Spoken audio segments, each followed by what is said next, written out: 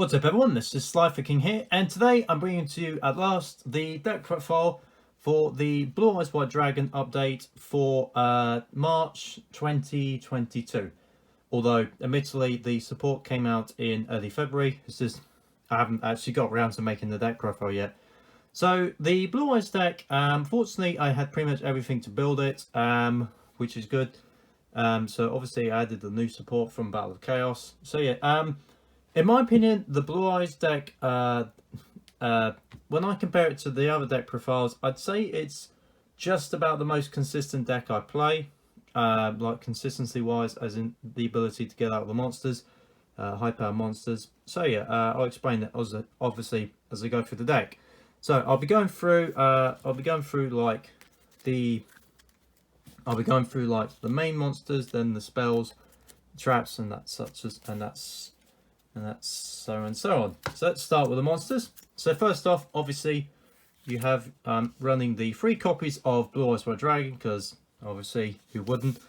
Then I'm also running 3 copies of Blue Eyes Alternative White Dragon, because these are pretty much free in any deck. Obviously, if you don't know what Blue Eyes Alternative does, basically you reveal a Blue Eyes card from your you reveal a Blue Eyes White Dragon from your hand, and then you can special summon this. Then also, while this card becomes Blue Eyes White Dragon while it's on the field or in the graveyard, and then once per turn you can target one monster your opponent controls, destroy it. Most of the time I don't really use that second effect. The majority of the time I just use it to go for ritual plays. Then for a couple of the tech cards, I'm running 1 Blue Eyes Abyss Dragon. Really helps out get those rituals and fusions if needed. Well, it doesn't run polarization in this deck, but it does really help out getting the rituals. Then I'm also running 1 of Blue Eyes Jet Dragon. This is one of the new cards from Battle of Chaos. So it's another way to get a Blue Eyes card quickly from the hand. So other cards you control cannot be destroyed by other card effects, so opponent's card effects. So the way this will be able to get out is basically if a card on the field is destroyed by battle or card effect, and then you can special summon this from your hand. So it's another way of going for those level 8 plays. Now I should mention this is a little bit of a hybrid. It does have the ability to run fusions, but most of the time I end up going for rituals. So that's right.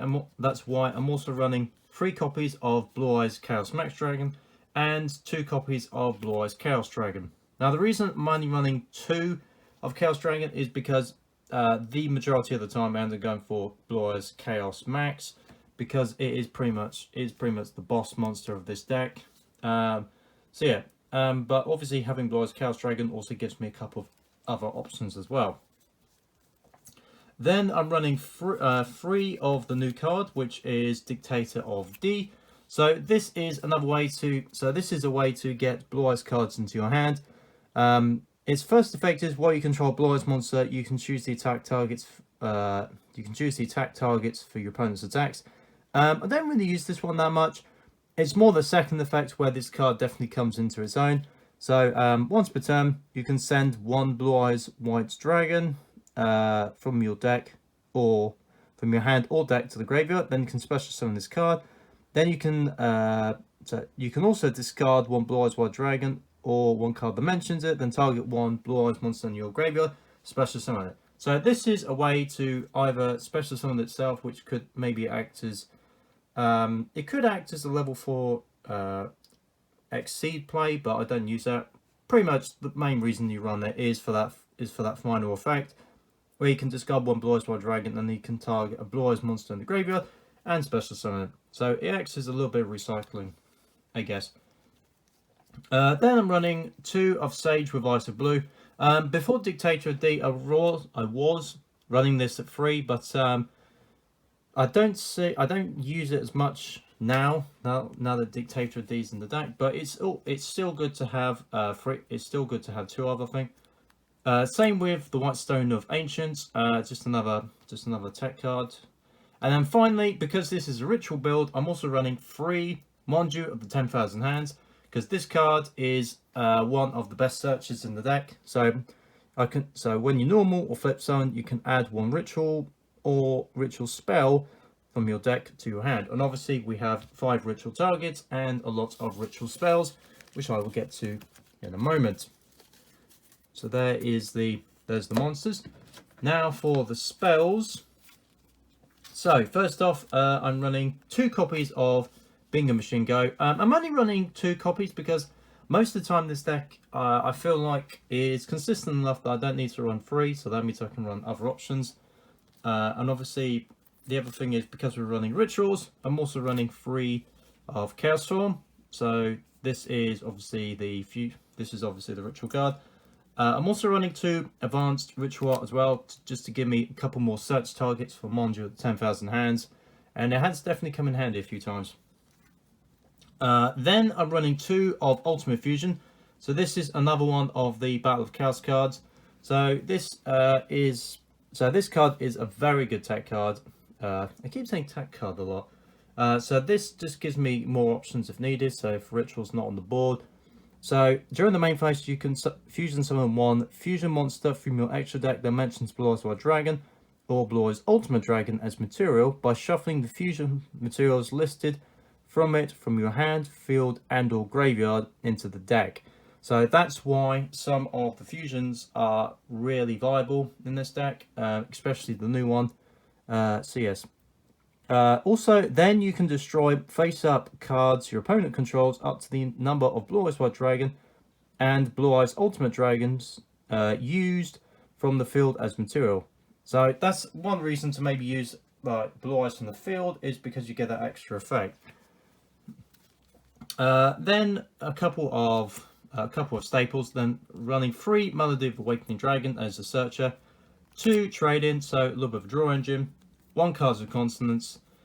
Then I'm also running 2 Return of the Dragon Lords. It has come in handy, especially with the Dictator of D. So like you can use its effect, send the Blue Eyes to the graveyard, then you can use this to bring it back. And then finally, since we're running a couple of normal dragons, I'm also running 1 Silver's Cry. So those are the spells. Now for the traps, yeah, the traps is quite basic. So I'm running 2 copies of the True Light and 1 the Ultimate Creature of Destruction. I'm only running 2 copies of True Light is because I don't feel like I feel like True Light is more of a option card. Like, it's a good thing to go for, but most of the time I end up not using it too much. Same with Ultimate Creature of Destruction. So that's why I'm happy to keep it at 2 copies for now. And now we get to the extra deck. So first off, I'm running 2 copies of Blue Eyes Tyrant Dragon. This card is excellent in the deck, and obviously with Ultimate Fusion, it's a very good option to go for. So you can fusion summon this with a Blue Eyes White Dragon and the Dragon type monster, and obviously there's quite a lot of targets, so that makes this quite viable.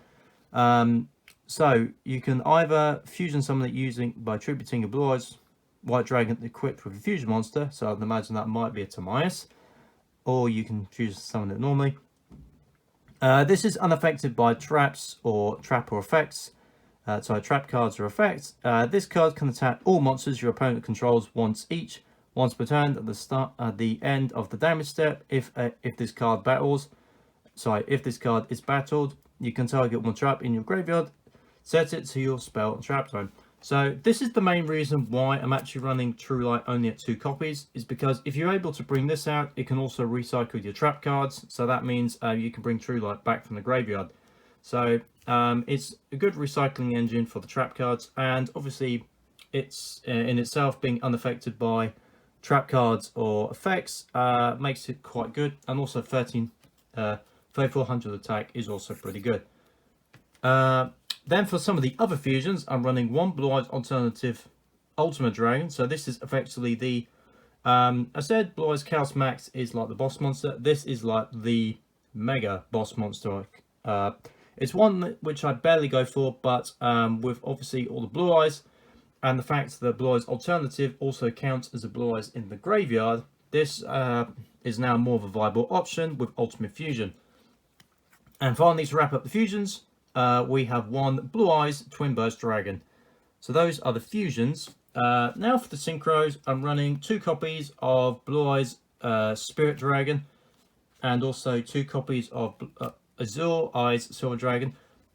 These ones I don't really go for as much anymore, but it's just nice to have them as options, just in case I need to change up my strategy.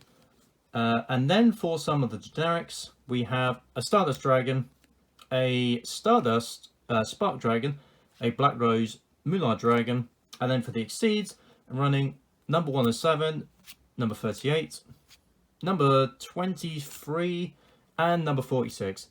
So yes, just a couple of options there. So there is my deck profile for Blue Eyes White Dragon. Is it the most competitive Blue Eyes deck in the world? I'm not sure it is, but I do really enjoy playing it. I suspect if I wanted it to be even more competitive, I'll just either focus purely on the ritual side or the fusion side.